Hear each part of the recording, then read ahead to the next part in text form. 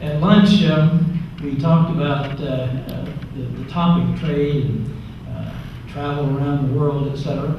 And we noted that most of the panelists here came from small towns in Oklahoma. And when we started out, we didn't have any particular vision that we would end up doing what we finally did. And I hope that you will look at that and look at the world that you're living in and have similar dreams and recognize that there really aren't any barriers if you work hard and get your education well to accomplishing your own dreams. One of the things that is a practical fact that's not going to change is that we're living in a world of globalization.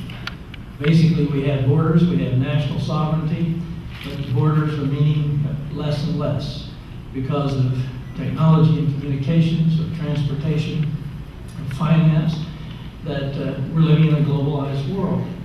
And we're going to have to learn to live with that. So that's one of the things that I hope we can have some questions on. It scares the devil out of most Americans because, as I said this morning, they're afraid we can't compete, we can't keep our standard of living in this era of globalization. And we're going to have to be smarter, and we're going to have to be innovative, and that's going to come because of innovation brought about by education. The other speakers have already been assigned a topic, and they asked me to just not step on their lines. And since I don't know their lines, but one of the things I'm going to do that I didn't see assigned is talk a little bit about NAFTA, where we are and where we should go. NAFTA, contrary to what a lot of people say, has been a big success.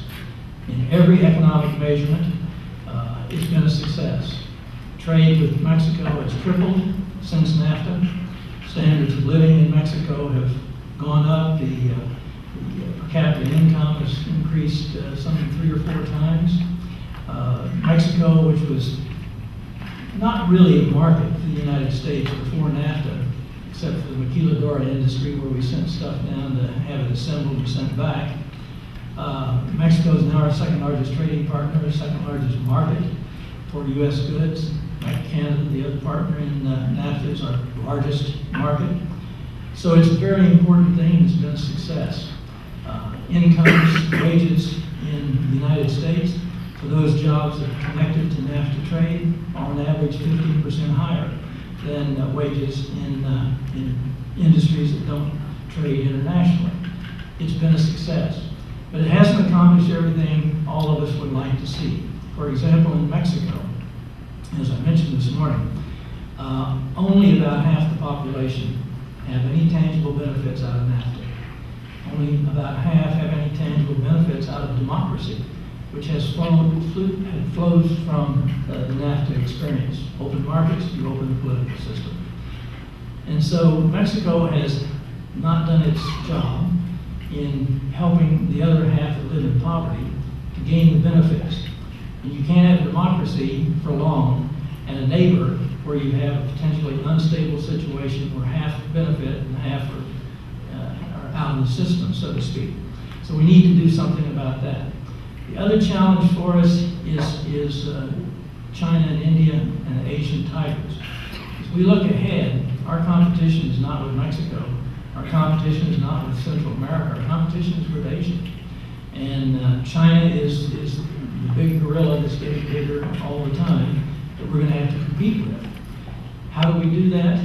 The best way, in my judgment, is to really make NAFTA a regional economic trading zone, to reduce as much as possible the economic barriers within NAFTA, perhaps even expand it to Central America, so that you then have a workforce of various levels, of highly skilled to low skills, that can compete with the Chinas and the Indias of this world. How do we do it? Well, we do it by sort of nuts and bolts stuff. We first of all have to break down the regulatory barriers. The amount of paperwork that you have to fill out through customs, etc., to get a part of a product manufactured here into Canada or Mexico and back again is enormous. We need to reduce that considerably.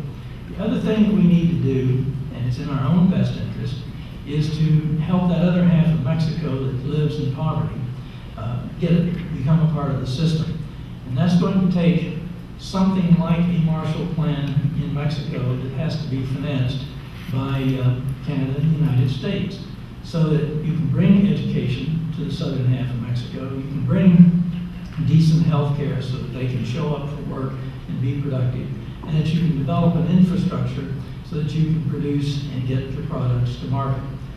Now, that's going to be politically sensitive, because people like Lou Dobbs are going to rant and rave on television and tell you that we're losing our sovereignty, we're losing our national identity, etc. I hope that you'll see through some of that, and I hope that you will explore why it's in our best interest to strengthen Mexico, not only from a national security point of view, but also from a market point of view. If we can bring the other half of Mexico up so that they can buy our goods and services, in 90% of the cases they will do that, and we have new markets. So I just want to throw that out. I think they say they have a great big hook that if we don't finish in 6 minutes, at least tease you with some things for questions, we'll get hooked off the stage. So I'm going to stop here and turn it over to Susan Savage.